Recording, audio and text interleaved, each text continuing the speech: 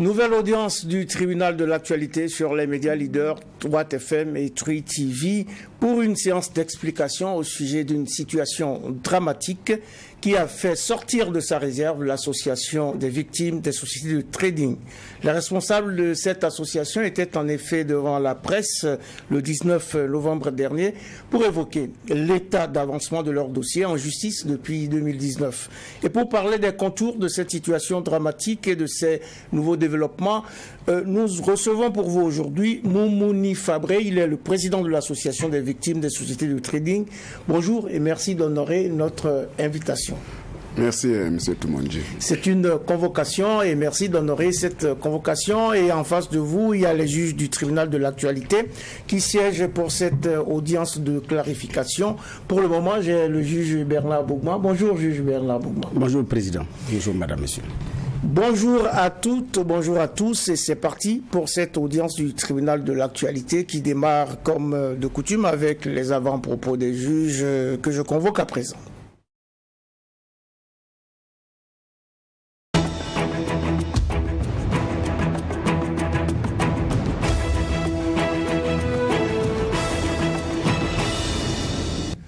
Juge Bernard Bougma, vous êtes seul donc qui siégez pour le moment, donc votre avant-propos du jour.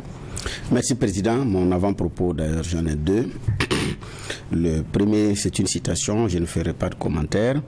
C'est une citation que j'ai puisée dans le discours livré par le Premier ministre à la représentation nationale samedi dernier. Je cite: « Nous refusons parfois d'être nous-mêmes pour nous réfugier confortablement dans la culture et la spiritualité des autres conçus à des moments donnés de l'histoire pour des civilisations données et qui sont parfois loin de nos réalités actuelles.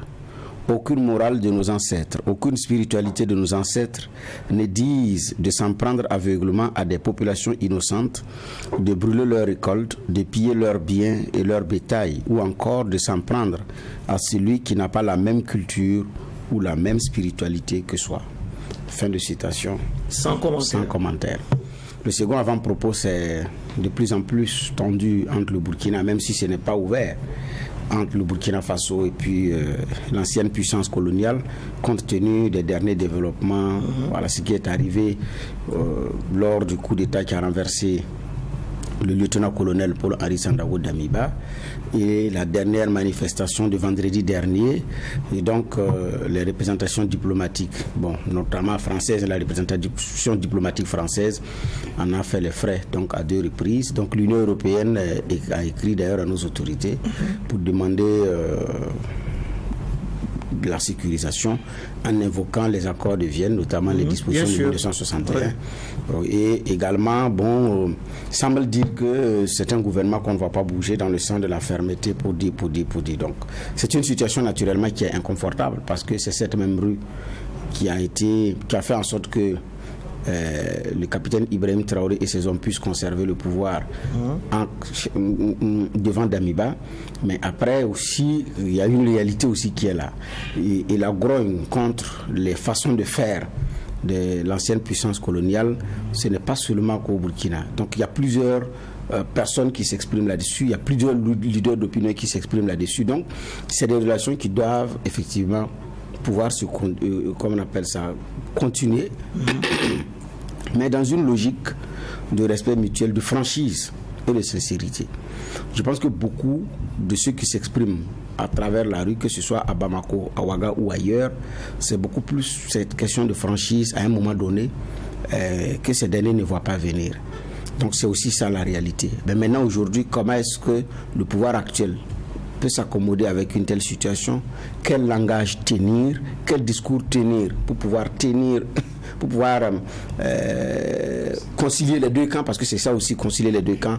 Alors ça, c'est une autre paire de manches que nos autorités ont, mais ça ne va pas être simple. Mais je pense que c'est un problème qu'il faut regarder avec suffisamment de sérénité, mais il ne faut pas l'ignorer. Voilà, c'était donc une interpellation de l'Union européenne face à la situation, face à cette situation de tension qui intervient régulièrement, demandant donc le départ de la France. Eh bien, on espère que des solutions idoines seront trouvées pour que ces problèmes s'estompent. Mesdames, Mesdemoiselles et Messieurs, à nouveau, bienvenue à cette audience du tribunal de l'actualité sur la télévision interactive Truth TV et en simultané sur Radio Watt FM, la radio 100% urbaine que vous écoutez sur 100.7 en modulation de fréquence. L'audience du jour est consacrée à la situation dramatique que vivent les victimes des sociétés de trading au Burkina. Explication à venir donc avec Moumouni Fabré, il est président de l'association de ces victimes. Mais avant d'y arriver, ouvrons la petite fenêtre sur les généralités. Bernard Bougman. Merci. Alors, c'est vrai qu'il n'y a aucun lien avec le sujet enrôlé, mais nous avons la chance que notre invité est un diplomate. La question, c'est par rapport effectivement à cette situation. On a vu au Mali la réponse du berger à la bergère. Après ce qui s'est passé, les Maliens ont dit, bon, dans ce cas, tout ce qui est ONG française, vous arrêtez, y compris celles qui sont dans l'humanitaire. Au Burkina, à partir du 29 septembre, 30 septembre, les choses ont pris également une nouvelle tournure où il y en a qui appellent à manifester chaque vendredi. Ça ne date même pas d'ailleurs d'aujourd'hui. C'est des événements qui avaient commencé sous Damiba, d'ailleurs par Kam Yeli Monikam avec ses compagnons. C'est vrai que ça n'a pas suffisamment, ça n'a pas prospéré, ça a été contenu, mais cette fois-ci, ça a pris une autre ampleur. Alors, il y a des voix qui s'élèvent de plus en plus. Quel est le regard du diplomate sur toutes ces questions-là entre la France et ses anciennes colonies? Vous savez, les relations diplomatiques connaissent au fil du temps des hauts et des bas. Et justement, le travail de la diplomatie, c'est d'arriver à concilier les positions qui, au départ, semblent ne pas être conciliables.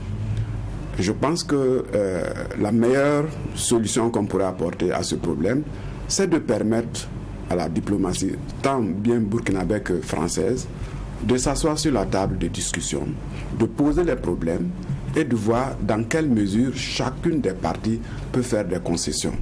Parce qu'il s'agit de faire des concessions. Chacun a ses prétentions et chacun a la possibilité de faire des concessions. Tant que ça ne sera pas comme ça et que ça sera de l'affrontement, on n'en sortira pas. Parce que regardez en ce qui concerne le Mali, ça a été pratiquement un dialogue de sourds. On n'a pas cherché à poser les problèmes, à s'asseoir autour de la table et discuter de façon franche pour voir qu'est-ce que chacune des parties peut céder comme concession à l'autre. À telle enseigne qu'on est arrivé maintenant à la confrontation directe. C'est du coup au coup. Je donne un coup, il me donne un coup. Comme ça, on ne fait qu'exacerber les relations entre les deux pays. Mais moi, je pense qu'au niveau du Burkina, les autorités devraient, avec les autorités françaises, s'asseoir effectivement, poser les problèmes. La rue a des revendications. Est-ce que ces revendications peuvent être prises en compte de façon globale? Ou y a-t-il des choses qu'on ne peut pas accepter, ou il y a des choses qu'on peut accepter? Tout ça, c'est à discuter avec l'autre partie. Je pense que c'est la meilleure solution. Ne pas laisser pratiquement seule la rue décider. Ne pas laisser seule la rue décider, donc il va falloir que les autorités politiques du Burkina, politiques et diplomatiques, donc s'asseyent avec les autorités françaises et peut-être de l'Europe, puisque l'Union européenne vient de réagir à cette situation, pour trouver un modus operandi et s'accorder sur cette question. C'est ce que vous voulez dire? Absolument. Et c'est ce qu'il faut faire selon vous? C'est ce que je pense. C'est ce qu'il faut faire sur cette question. Il y a une autre question, généralité? Oui, tout à fait. Mais là, qu'est-ce qu'on concède et qu'est-ce qu'on ne concède pas? Parce que c'est aussi ça la question. Parce que la rue dit France dégage. Vous parlez de concession. Qu'est-ce qu'on peut concéder? Et dans ce cas-là aussi, il y a un discours à tenir vis-à-vis aussi de ce qui marche. Alors justement, votre réponse n'en est plus qu'une autre. Est-ce qu'il faut envoyer un message plus clair à la rue par rapport aux exigences diplomatiques ou par rapport au...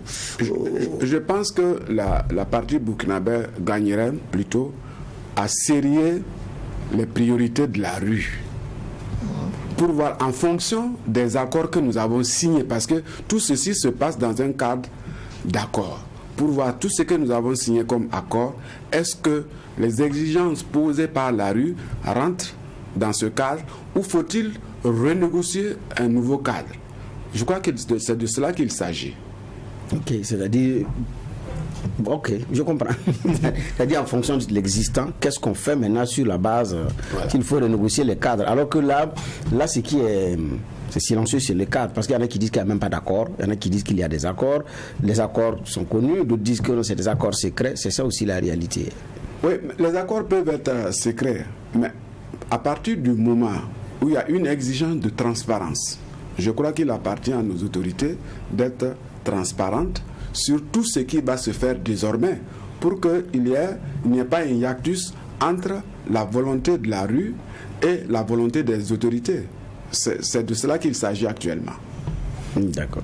Donc, faire concorder la volonté de la rue et la volonté des autorités, mais également revoir donc l'offre, ou en tout cas les demandes de la rue par rapport à ce qui peut être fait. En tout cas, nous sommes là pour parler de trading, et c'est le cas de le dire, plus rien ne va entre certaines sociétés de trading et des investisseurs qui crient au scandale. Le tribunal de l'actualité a convoqué donc ce jour le président de l'association et ses victimes, Omoni Fabré, pour un peu de lumière sur cette affaire. Mais avant toute chose, pour ceux qui ne le savent pas, en quoi consiste finalement le trading? Le trading a actuellement deux volets. Il s'agit des personnes. On peut le faire de différentes manières. Il y a ceux qui font le trading de façon personnelle, c'est-à-dire il est assis dans sa maison, il a son ordinateur, il regarde le cours des devises sur le marché international, il achète, il vend, il se fait des bénéfices. Il y a aussi des sociétés qui se sont spécialisées dans le trading, qui ont créé des agences où des investisseurs peuvent venir et investir leur argent. Mais cela se fait sur la base d'un contrat.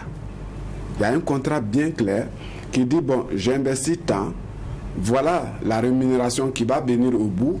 Parce qu'il y a deux types de rémunération qui se faisaient. Il y a une rémunération mensuelle ou il y a une rémunération à terme.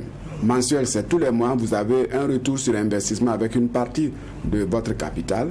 Et à terme, vous aurez le capital plus le retour sur investissement au bout d'un an. Donc, voilà. Mais au préalable, les conditions sont bien fixées par un contrat. J'entendais des gens dire il y a des risques. Non, celui qui a proposé le contrat, ce sont les responsables des sociétés de trading. Mais il n'y a aucun article dans aucun contrat qui dit voilà les risques auxquels vous êtes exposés. S'il y a de tels risques, voilà les conséquences. Il n'y a aucun article qui parle de ça. Mais est-ce que tout de même il n'y a pas de risques? S'il y a des risques, il y a certainement quelqu'un qui prend les risques. Si vous proposez un contrat où vous ne stipulez pas qu'il y a des risques, je peux comprendre en ce moment-là que les risques que vous connaissez vous-même en tant que professionnel de la chose, que vous les avez calculés et que vous savez à quel moment vous pouvez les éviter. Puisque vous proposez un contrat à votre partenaire dans lequel vous ne parlez pas de vos risques. Alors là, vous parlez des sociétés de trading, mais est-ce que celui qui, le trader ou enfin celui qui, dans son salon, va sur les places boursières et cherche à investir son argent ou à capitaliser son argent ou à le convertir et à attendre un retour sur investissement, ne court pas lui aussi quelques risques que ce soit? Oui, mais il y a des risques, bien entendu. Il y a deux marchés. Il y a le marché Forex, qui consiste à acheter des devises quand elles sont basses et puis à les revendre quand le cours remonte. Il y a le marché des crypto-monnaies qui joue à peu près... C'est un peu nouveau. Voilà, c'est nouveau, qui joue à peu près dans la même cour, mais avec ici la possibilité que celui qui s'y connaît a moins de risques que celui qui fait le Forex. Les risques sont moins grands au niveau de la crypto-monnaie. Si bien que lorsque les sociétés de trading ont proposé également la crypto-monnaie comme possibilité d'investissement, vous regarderez que là-bas, les taux de retour sur investissement vont de 100% jusqu'à même 3000%. Ah oui. Vous voyez? Jusqu'à 3000%. Jusqu'à 3000%. c'est aussi une façon de faire rêver les gens. Oui, juge Bernard Bougman. Oui, justement, c'est effectivement connaître comment est-ce que ça marche. Donc vous dites qu'il y en a qui peuvent faire dans leur salon. Il y a d'autres qui ouvrent des sociétés. Maintenant, au niveau du Burkina, il y a eu beaucoup de bruit tout autour. La situation actuelle, c'est comment par rapport d'abord aux sociétés? Je ne parle pas du problème de fond, les sociétés de trading. Est-ce qu'elles continuent, tout est suspendu? Ou bien il y en a qui ont repris leur boulot? Il y avait 4 sociétés qui travaillaient sur le marché du Burkina. Il y avait Globumi qui était la plus importante. Suivait Barca Finance, ensuite Royal Finance et Glofas. Il y avait 4 sociétés. En 2019, le ministre des Finances de l'époque avait écrit aux sociétés pour dire qu'elles faisaient de la collecte de l'épargne publique et que cette collecte de l'épargne publique était encadrée par une réglementation qui est, enfin, j'allais dire, le gendarme de cette réglementation-là est le Conseil régional de l'épargne publique, de l'épargne publique et des marchés financiers, CREPEMEF. Et que c'est CREPEMEF qui donnait les visas pour que les gens puissent exercer sur le marché. N'ayant pas ce visa-là, donc on demandait à ce qu'elles mettent fin à leurs activités et se remettent en conformité avec le CREPEMEF. Si bien qu'au jour d'aujourd'hui, ces sociétés-là ne travaillent plus. Les comptes du reste ont été bloqués à un certain moment donné par la justice. D'accord. Ok. Mais et dans les autres pays? Est-ce que vous avez des informations? Comment est-ce que ça marche dans les autres pays? Dans les autres pays, par exemple au Ghana, ça marche parce qu'il y a une législation qui encadre l'activité. Au Kenya, ça marche. Il y a des cadres juridiques qui encadrent les choses. En France, ça marche. Il y a des cadres juridiques. Vous rappellerez la fameuse histoire de Jérôme Kerviel qui a défrayé la chronique en son temps où il a fait des placements selon ses premières autorités sans l'autorisation de ses responsables. Donc il y a un encadrement juridique qui fait que c'est possible. Mais chez nous, malheureusement, il y a un vide juridique. Oui, vous dites qu'il y a un vide juridique, mais vous aviez évoqué le CREPMEF, si j'ai bien retenu. Une instance de l'UEMOA. Voilà, qui a exigé, voilà. Mais pourquoi est-ce que nos sociétés ne se sont pas conformées à ces textes qui sont en vigueur? Bon, moi, je ne saurais le dire parce que je prends le cas de Globumi. Globumi avait demandé un numéro de registre du commerce avec un numéro diffus. Ils ont obtenu ça. Et c'est avec ce numéro diffus et numéro de registre de commerce qu'ils ont commencé à exercer. Mais le numéro de registre de commerce stipulait qu'ils devaient ouvrir une académie de formation en crypto-monnaie, en forex. Et c'est à l'issue de ça qu'ils se sont lancés dans la collecte de fonds. Mais moi, à mon sens, l'autorité qui a délivré le numéro de registre de commerce, lorsqu'elle voit que l'activité est déviée dans un autre sens, elle devait tout de suite tirer le haut là. Mais elle ne l'a pas fait. Ils ont commencé à travailler depuis 2016 jusqu'à 2019. Ensuite, ça ne se faisait pas sous la table. Ils ont utilisé même la TNB pour faire leur lancement, pour faire de la publicité. Je crois que tout le monde voyait ce qui se passait. Les autorités qui ont à charge donc de veiller à la régularité des choses devraient intervenir en ce moment-là pour dire on met le haut là parce que vous n'avez pas l'autorisation, vous n'avez pas le visa du CREPEMEF pour le faire. Mais elles ne l'ont pas fait. Oui, mais en même temps, est-ce qu'on n'a pas aussi de façon apparente la responsabilité des investisseurs qui savent bien qu'ils investissent dans des structures qui n'obéissent à aucun cadre juridique? Mais, Monsieur le Président, vous savez, une fois que vous voyez qu'il a un numéro de registre de commerce, qu'il a un numéro diffus, vous dites que le gars est rentré dans la légalité. Le reste, vous ne cherchez pas à savoir est-ce qu'il a un visa de trading, n'a pas un visa de trading. Surtout que ce n'était pas fait sous le manteau. Voilà, c'était fait au vu au-dessus de tout le monde. On pouvait donc penser qu'effectivement, ils étaient dans les normes. Ensuite, ils proposaient des contrats aux gens qu'on signait. Donc on ne peut pas penser en ce moment-là que cette façon de faire-là n'était pas conforme à la législation qui existe. Donc c'est à partir de 2019 C'est à partir de 2019, c'est d'abord le CREPEMEF qui a attiré l'attention du ministère des Finances. Et le ministère des Finances a réagi. Je vous signale qu'ils n'étaient pas seulement au Burkina, ils avaient une agence au Togo, une agence en Côte d'Ivoire, une agence au Mali. Donc, dans tous ces pays-là, personne n'a réagi pour dire qu'ils ne sont pas dans la légalité. Bon, ça veut dire quoi? C'est en partie le laxisme de nos autorités. Parce que ce genre de choses-là, vous ne pouvez pas laisser faire dans la mesure où il s'agit de la collecte de l'épargne publique et surtout qu'il s'agit d'un important nombre de personnes, de vos concitoyens, dont vous avez la charge de protéger les intérêts. Ce qui fait que entre 2016 et 2019, ça a bien fonctionné. Entre 2016 et 2019, il n'y a eu aucun problème. Il n'y a eu aucun problème, aussi bien pour les investisseurs que pour les sociétés.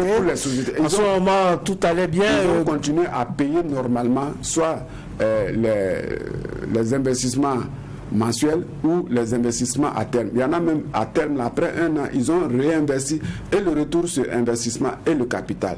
C'est pour vous dire que il n'y avait aucun accroc. Oui, et selon les chiffres donc publiés par l'économiste du Faso en 2020, Globumi, puisque c'est la société la plus en vue, donc avait payé entre 2016 et 2019 plus de 23 milliards de francs CFA à ses investisseurs pour plus de 21 milliards de francs CFA collectés. C'est donc après donc et concomitamment à l'interpellation de l'État que les choses se sont gâtées. Oui, juge Bougmois. Oui, justement, et c'est ça aussi la responsabilité de l'État. Il y a eu un laisser-faire. Parce que vous ne pouvez pas avoir une structure qui est là et qui a d'autres agents dans des pays du même espace, UEMOA, qui a rappelé les dispositions en la matière, mais qui laisse faire. Ça, c'est d'abord au niveau État. Et comme il a si bien dit, c'était pas des choses cachées. Il faisait la publicité sur les réseaux sociaux, sur les médias, il faisait de la pub. Donc, il y a cela. Mais maintenant, la suite, c'est que, effectivement, moi, c'est pourquoi j'étais curieux de savoir pourquoi ils ne se sont pas conformés. Parce que la chose la plus facile à faire, c'est de se conformer. C'était de se conformer. Si l'activité n'est pas en elle-même, comment on appelle ça, légale. Voilà, si l'activité n'est pas légale et que c'est la légalité de l'activité même qui pose problème, bon, je peux comprendre. Mais apparemment, ce n'est pas ça le vrai problème. Le problème, c'est l'aspect collecte. Voilà. Et s'il y a des textes, la chose la plus facile, c'est de se conformer au texte. C'est pourquoi, bon, étant donné que vous n'êtes pas trader, mais vous êtes investisseur, cette question, je ne peux pas vous la poser sérieusement parce que moi, j'allais être curieux de savoir pourquoi est-ce que les sociétés ne se sont pas conformées à cette réglementation. Mais on a vu les gels des avoirs. On a vu les gels des avoirs rapidement et puis, bon, l'affaire a été étouffée dans l'œuf. Alors qu'au Ghana, vous l'avez dit, à côté, ça marche, il y a une législation. Maintenant, en tant qu'investisseur, dans les plaidoyers que vous avez fait souvent de façon discrète, est-ce que vous n'avez pas évoqué aussi la nécessité d'un État à accompagner ces structures-là, se conformer au texte? Parce que derrière, il y a aussi une population burkinabé qui souffre. Parce qu'il y en a qui ont payé ce lourd tribut-là. Bien sûr. Alors, quelle est la situation à partir de 2019? Qu'est-ce qui s'est vraiment passé puisqu'il y a eu le gel des avoirs, il y a eu la justice qui s'en est mêlée? Qu'est-ce qui s'est passé en 2019 et comment la situation a évolué jusqu'à aujourd'hui? Quand la justice s'est mêlée de cette affaire, on ne s'est plus contenté de l'aspect illégal de collecte des fonds. La justice a estimé que les fonds investis, tous les fonds investis n'étaient pas des fonds propres, qu'il y avait des soupçons de blanchiment d'argent, qu'il y avait des soupçons de financement du terrorisme, et que ce faisant, il devait investiguer pour savoir effectivement d'où venaient les fonds. À telle enseigne qu'on a demandé à tous les investisseurs de fournir la preuve des origines de leurs fonds. Chacun est allé donc chercher les origines de ces fonds pour les fournir à la justice. La justice devait faire ce travail-là. Et c'est à l'issue de ce travail, effectivement, que les investisseurs devaient être payés. La justice a commis un expert, je mets expert là entre parenthèses, M. Michael Breba. Entre griffes plutôt. Voilà, entre griffes. Celui-ci, il a le même genre de problème que les sociétés de trading parce que il avait créé une société de placement. Les gens ont investi et il n'a pas pu honorer ses engagements vis-à-vis de ses investisseurs. Donc il avait ce problème-là en justice avec ses investisseurs. Deuxième chose, M. Breba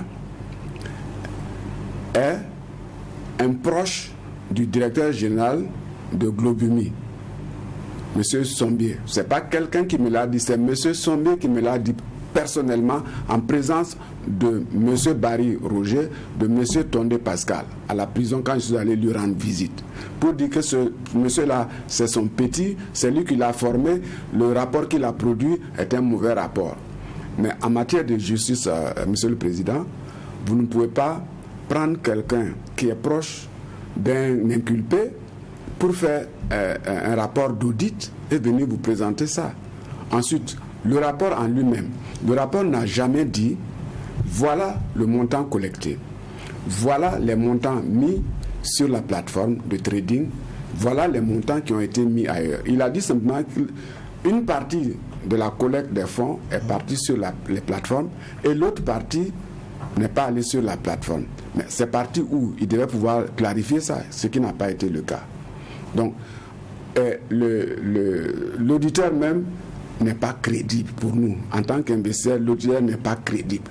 Et je m'étonne que la justice puisse prendre quelqu'un comme ça, sachant bien, la justice devait investiguer pour savoir est-ce qu'il n'est pas proche de l'une des sociétés. Et moi, je ne peux pas venir produire... Proche des sociétés ou proche des investisseurs? Des investisseurs, voilà. Il devait être à équidistance entre les investisseurs et les sociétés. Mais tel n'est pas le cas. Mais le rapport visait à chercher quoi? Qu'est-ce qu'on cherchait dans ce rapport-là? Ça, c'est le juge d'instruction qui peut vous donner la quintessence du rapport. Pour nous, vous mettez en doute la qualité du rapport. Nous qu'est-ce que nous voulions pour le rapport? Nous voulions que le rapport situe, voilà le montant récolté. Voilà le montant mis sur la plateforme. Le montant mis sur la plateforme, voilà ce qu'ils ont perdu. Voilà ce qui reste. Ce qui n'a pas été mis sur la plateforme, c'est parti où? Ça a été mis où? Parce que le directeur général adjoint de Globumi, M. Diallo Solomon, a dit en conférence de presse, nous avons les enregistrements, a dit qu'avant que le gel ne se passe, ils ont été approchés par les responsables de leur banque pour dire on va geler les comptes. Et ils sont allés avec des cantines aller prendre de l'argent. Mais cet argent est allé où? Ça a payé qui? Nous ne savons pas. Nous ne savons pas. Et ensuite, comment les responsables de banque peuvent avertir ces gens-là pendant que l'État est en train de vouloir mener une action? Il y a manifestement une complicité entre ces responsables et les responsables de banque.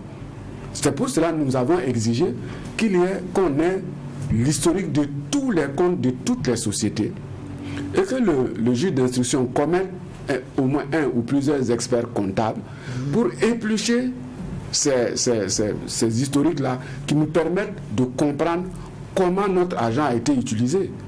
Parce qu'aujourd'hui, c'est ça la question. Parce que Globumi nous a dit quoi? Quand les comptes étaient bloqués, ils ont dit que l'argent est sur la plateforme à l'extérieur, à Dubaï. Et qu'ils attendaient seulement le déblocage des comptes pour payer. Et que si d'aventure la justice ne débloquait pas les comptes, ils allaient aller chercher l'argent et venir payer les gens au biétage. J'ai posé la question ce jour-là à la réunion. Est-ce que vous connaissez ce que c'est que le biétage? Ils ont dit oui. Les gens vont venir avec leur contrat. Au regard du contrat, le montant est écrit dessus. Nous allons payer individuellement, mais on ne passera plus par la banque. On va payer en main propre. J'ai dit ok. Nous attendions que les comptes soient débloqués. On a fait un plaidoyer auprès du procureur qui a entendu la cause des investisseurs parce qu'il y avait véritablement des drames qui se jouaient. Donc, avec le juge d'instruction, ils ont accepté de geler les comptes pour recevoir les fonds.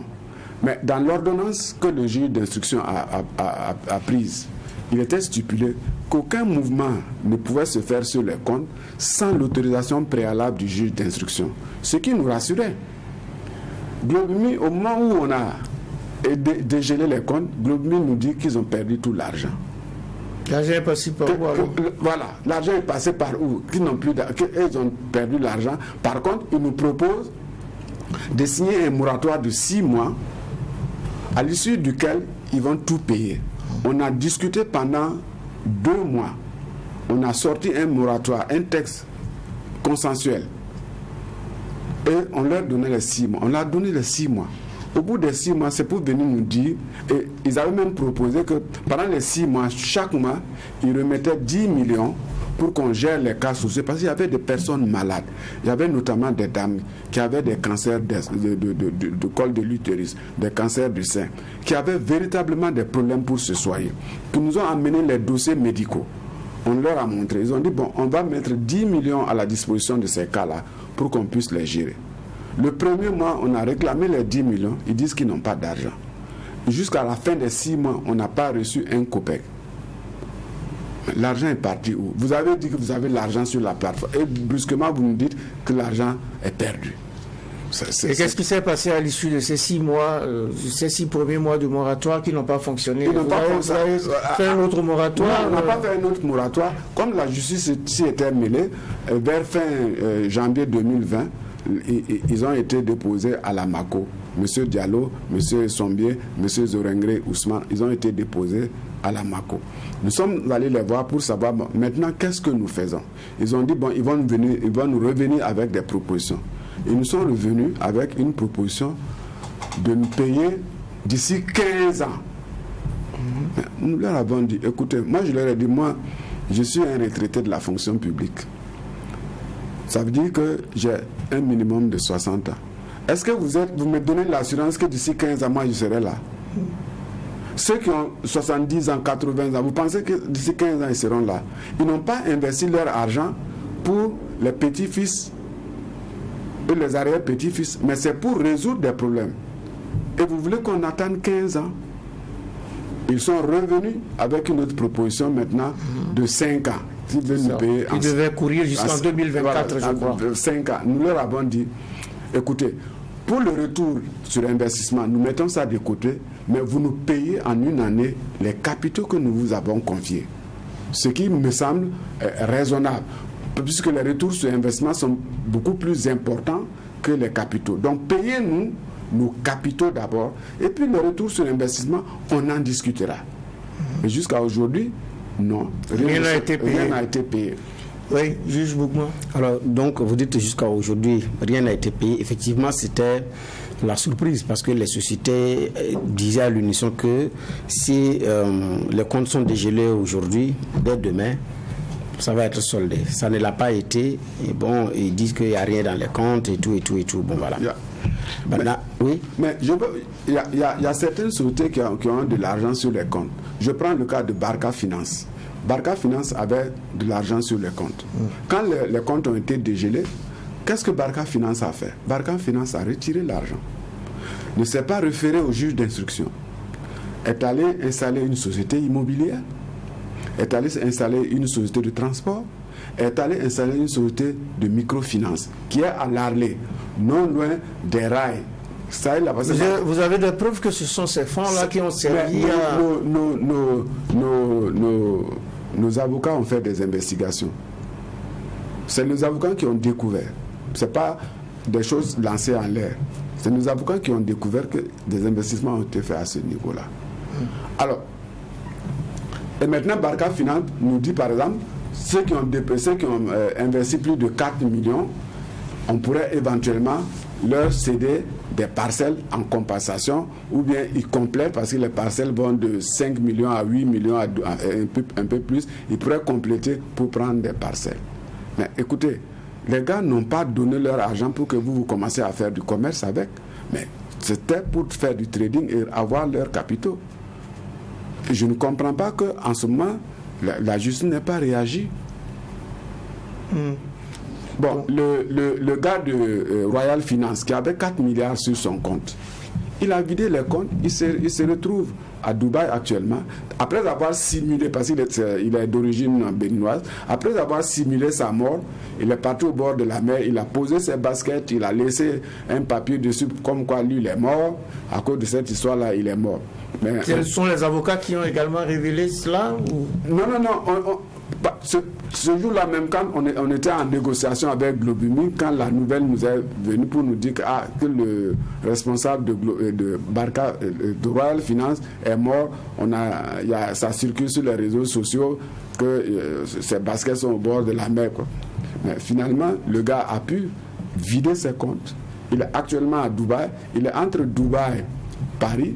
Et nous, on a des images de lui assis au restaurant en train de manger, assis à Paris en train de manger dans le restaurant, en boîte de nuit en train de danser. Ce monsieur-là, il est toujours là. Et vous êtes sûr que ces images, ces photos que vous avez ne sont pas antérieures Non, pas du tout. Ces photos ne sont... Il y a même les dates dessus. Oui, alors, juge Bougma. Oui, mais par exemple, sur cette question, est-ce qu'il y a un mandat sur lui? Nous avons demandé au juge d'instruction d'émettre un mandat d'extradition. Et le juge nous a informé qu'il a effectivement émis un mandat d'extradition et que le document qui devait servir de mandat d'extradition, je vous donne même des précisions. Le juge d'instruction à l'époque m'a demandé, en tant que responsable des investisseurs, de lui fournir la photo de M. Frank Adjamako, parce qu'il n'en avait pas pour confectionner le dossier d'extradition. Moi, je ne suis pas la force publique, juge de Bougma, monsieur le président, je ne suis pas la force publique pour le faire. Mais néanmoins, avec les autres investisseurs, nous avons réussi à avoir la photo du monsieur, nous avons réussi à avoir une photocopie de sa carte d'identité et bien d'autres documents que nous avons fournis au juge d'instruction. Et quand nos conseils sont rentrés dans le dossier, le juge d'instruction leur a dit qu'il a écrit pour demander l'extradition du monsieur. Mais que la lettre qui demande l'extradition se trouve au niveau du ministère des Affaires étrangères pour traduction. Mais jusqu'à aujourd'hui, ça fait des mois et des mois, à peine le mois d'octobre, là, nos avocats sont allés lui demander où il en était avec ce dossier. Il dit que le dossier, semble-t-il, est encore aux affaires étrangères pour traduction. Mais moi, je ne sais pas c'est dans quelle langue on doit traduire ce dossier pour que ça puisse mettre autant de temps. Il y a manifestement une volonté de ne pas suivre le dossier, parce que une fois que ce dossier d'extradition est parti, il me semble que la justice devait faire diligence pour suivre le dossier, pour voir à quel... La traduction, ça demande quoi? Ça demande quoi? Au ministère des Affaires étrangères, il y a une cellule de traduction. Oui. Donc ce dossier n'est toujours pas traduit. Non, ce papier n'est ça pas... veut dire que ce dossier, depuis au moins 5 mois, n'a même pas bougé du Burkina. Oui. Qu'est-ce que vous voulez que nous en pensions? Alors, aujourd'hui, quelle est la situation? Quel est l'état des lieux aujourd'hui? Vous avez fait une sortie il n'y a pas longtemps pour évoquer donc l'état d'avancement de ce dossier. Où est-ce qu'on en est aujourd'hui? Aujourd'hui, ce qui frustre les investisseurs, c'est que on a d'abord libéré M. Zorengue Ousmane, qui a été le premier à être libéré. À l'époque, nous n'étions pas constitués dans le dossier. Donc, nous estimons que la justice pouvait prendre les décisions sans nous informer. Nous avons accepté. Mais nous nous sommes constitués dans le dossier. Et on vient de libérer M. Diallo et M. Sombier, sans que nos avocats aient été associés à l'audience qui a abouti à la libération provisoire de ces deux messieurs-là. Nous ne savons pas, à l'heure où je suis assis là, nos conseils et nous-mêmes, nous ne connaissons pas les conditions exactes de libération de ces deux. Nos conseils sont allés voir le juge d'instruction pour lui demander quelles sont les conditions. Le juge d'instruction dit qu'il n'en sait rien parce que la décision a été prise au niveau de la cour d'appel. Et que donc c'est la cour d'appel seule qui peut donner les informations. Il n'a ni l'extrait du jugement, ni la grosse du jugement. Monsieur le Président, qu'est-ce que vous voulez que nous pensions? Les choses se traitent. Nous sommes partis dans le dossier. et on ne nous concerte pas, on ne nous donne pas l'information à l'issue de l'audience, nous pensons qu'en ce moment-là, nous comptons pour rien au niveau de la justice. Donc actuellement, ces responsables de sociétés de trading sont en liberté. On ne sait pas si c'est une liberté provisoire ou si c'est un contrôle conditionnel, contrôle judiciaire. Ouais. Et donc, aujourd'hui, les investisseurs ne savent plus à quel sein se vouer. Oui, juge Bougma. Oui, justement, vous ne savez pas, comme il a dit, à quel sein se vouer, mais la suite, c'est quoi? Qu'est-ce que vous prévoyez? La suite, c'est de demander... Nous avons deux demandes. C'est d'abord, la première demande, c'est au niveau de la justice. Que la justice, ça fait 3 ans que nous sommes sur ce dossier, que la justice prenne le dossier au sérieux. Parce que la finalité, c'est quoi? C'est de juger ce dossier-là et de prendre les décisions qui s'imposent. Ça, c'est la première des choses, au niveau de la justice. Nous voulons vraiment que la justice prenne ce dossier-là sérieusement. Parce qu'il ne s'agit pas de 2 personnes. Les 3 ou 4 qu'on libère là, est-ce que leur problème, c'est plus de 21 000 personnes où des familles ont été disloquées, où des activités ont été détruites, où des enfants ne sont pas allés à l'école à cause de ça, où des gens sont morts parce qu'ils n'ont pas eu les moyens de se soigner. Et la deuxième chose, c'est l'État burkinabé. L'État burkinabé a enclenché la procédure de crise, je dis. C'est lui qui a enclenché la procédure de crise. Mais il n'a pas pris les précautions qu'il fallait à son temps, à savoir prendre des mesures conservatoires administratives d'abord, avant d'en arriver aux mesures judiciaires. Prendre des mesures conservatoires administratives pour protéger ses citoyens. Donc nous voulons que l'État s'assume. Il faut que notre État s'assume. Parce que, comme je l'ai dit, on est dans un contexte difficile. Imaginez-vous, des centaines, des dizaines de milliards qui se volatilisent. C'est parti où? Ça finançait quoi? Dans une situation de crise sécuritaire. Ça finançait quoi? Ensuite, les jeunes qui avaient mis leur argent, pensant pouvoir avoir de l'argent pour rapidement se mettre à travailler, qui n'ont plus d'argent. Est-ce que vous ne pensez pas qu'ils peuvent être constitués des appâts faciles pour les terroristes, se sentant j'allais dire abandonnés par leur État? Donc nous demandons à ce que l'État s'assume qu'il y ait une rencontre tripartite, investisseurs, sociétés de trading et la justice, pour une fois pour toutes trancher de ce problème-là, et que les gens, dans un premier temps, entrent au moins dans leur dû, c'est-à-dire avoir les capitaux qu'ils ont investis. Ça, c'est important. En ce qui concerne les retours sur investissement, on n'en parle pas. Mais les capitaux, là, nous exigeons que nos capitaux soient remboursés. Oui, allez-y. Oui, alors, est-ce que vous allez poursuivre l'État dans cette affaire-là? Mais nous allons voir ça avec nos avocats qui vont nous orienter au regard des éléments qui sont dans le dossier. Est-ce que nous avons la possibilité de le faire? Si oui, on le fera. Ça, c'est d'un. Et puis 2, comme je dis, nous allons nous adresser à la justice pour lui demander de faire diligence, parce qu'il s'agit de vie. Il s'agit de vie. Et c'est la justice qui est le recours dans la société. C'est la justice qui apaise la société. Et si la justice ne met pas sa main dedans pour apaiser la société, vous voulez qu'on aille où? Quel est notre recours? Est-ce que chacun va prendre, j'allais dire, son gourdin pour aller trouver l'autre et faire la bagarre? Non, c'est la justice qui est le recours de tout citoyen. On se fie à la justice pour qu'elle tranche et qu'elle dise le droit. Donc nous souhaitons que la justice nous entende, qu'elle nous entende. Depuis le début, nous parlons, mais nous souhaitons maintenant qu'elle nous entende et qu'elle se mette au sérieux avec nous. Que la justice nous entende, c'est un problème de vie. Vous avez évoqué des drames qui se sont joués. Parlez un peu de ces drames-là, des personnes qui ont investi tout leur argent et qui aujourd'hui se retrouvent sur le carreau. Je vais vous donner l'exemple d'une veuve qui, à son temps, avait ses enfants inscrits dans les écoles primaires supérieures.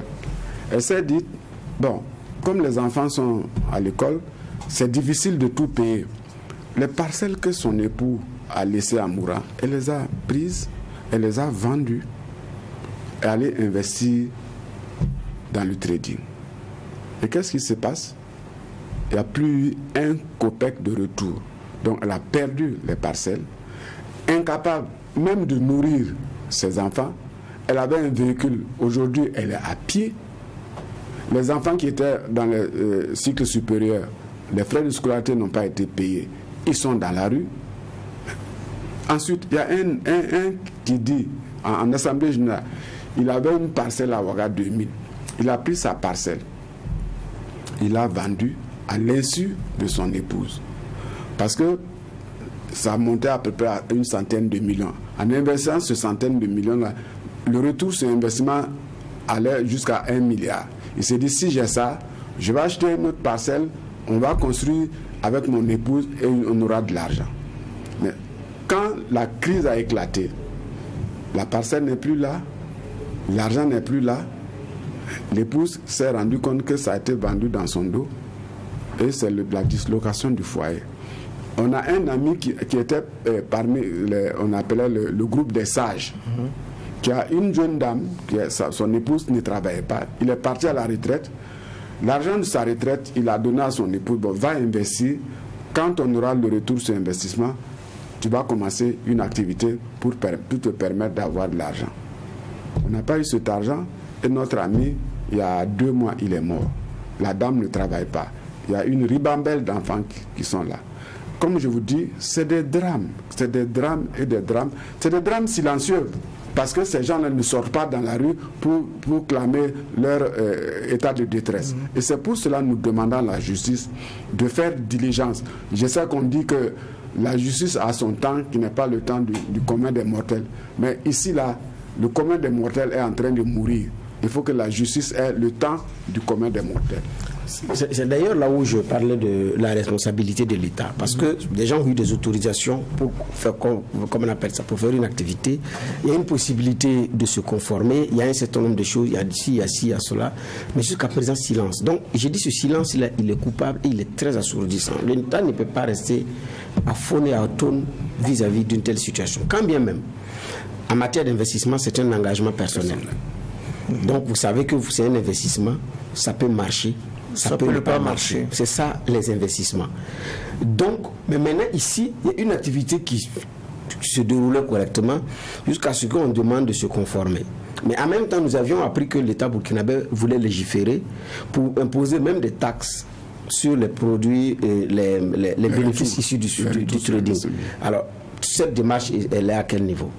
Jusqu'à présent, je ne pense pas qu'un texte ait été produit en la matière et déposé au niveau de l'Assemblée nationale. C'est toujours le statu quo, il n'y a rien. À preuve même, vous vous souviendrez que la Centrafrique a voulu introduire la crypto-monnaie dans son circuit. La CEAC en Afrique centrale s'est opposée parce qu'il n'y a aucun texte qui encadre cette activité-là. Donc c'est la même situation ici. Il n'y a pas eu d'effort. Et je le regrette parce que le monde est en train d'évoluer. Il faut que nous évoluions aussi avec le monde. Les choses évoluent, la crypto-monnaie s'impose, etc. Mais il n'y a aucun texte d'encadrement ici dans notre pays, dans notre sous-région. Alors que nous sommes organisés, l'UEMOA est là, et bientôt la SLECA va se mettre en place. Mais le trading, ça marche bien au Nigeria. Les choses vont se mettre en place. On va avoir des législations disparates comme ça. Il faut bien que nos autorités prennent conscience de l'évolution du monde et se mettent au diapason. Je le dis parce que même ceux qui font du trading, nous avons discuté avec un jeune la dernière fois qu'il fait, mais quand les sous viennent en banque pour pouvoir récupérer, c'est très compliqué. C'est très compliqué parce que c'est issu du trading, que l'activité est ceci ou cela. Finalement, lui ne comprend rien. C'est un jeune Burkinabé qui a fait le Maroc, mais qui arrive à le faire, mais pour récupérer, parce qu'il est à Ouagadougou actuellement, mais pour récupérer les sous en banque, c'est toute une... C'est très difficile. C'est une gymnastique. Voilà, c'est toute une gymnastique. En fait, c'est ce qui laisse percevoir qu'il y a des non-dits. Et c'est ça qui doit être effectivement éclairci. Si dans les autres pays, ils arrivent à le faire et que vous retirez vos bénéfices, mais on taxe les bénéfices, est-ce qu'il n'y a pas lieu également de songer? Je ne suis pas spécialiste dans le domaine, mais avec le minimum de connaissances que j'ai, et certains qui sont dans le domaine, ils le disent, mais au Burkina, c'est compliqué. Mais c'est là la question fondamentale. Pourquoi? Voilà. Parce que c'est à ne comprendre. C'est pour ça que je disais comment les sociétés de trading ont pu faire sortir de l'argent, autant d'argent, sans que l'État ne bronche. Parce qu'il y a la sortie d'argent ici, dans l'espace humain, est encadrée. Est très encadrée. Même un individu seul là, pour même transférer 1,5 million dehors, c'est un problème. Il faut les justificatifs. Et ils ont pu transférer des milliards et des milliards dehors. Il n'y a pas eu de problème.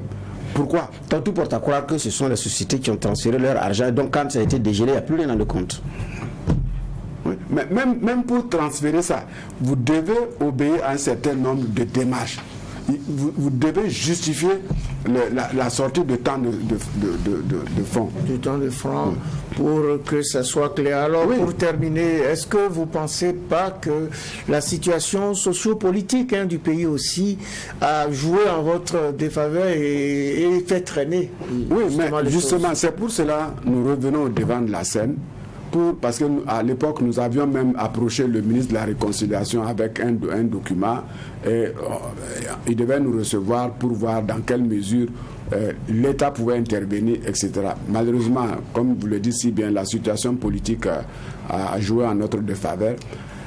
Si nous ne prenons garde, ces gens qui sont sortis là, ils vont prendre la poudre d'escampette, on ne saura plus à qui s'adresser. C'est pour cela que nous demandons à la justice de nous entendre, de nous écouter et qu'elle fasse diligence actuellement pour nous permettre de sortir de cette situation-là. Parce qu'on ne peut pas continuer à laisser nos camarades mourir dans une misère crasse et puis on est là, on attend.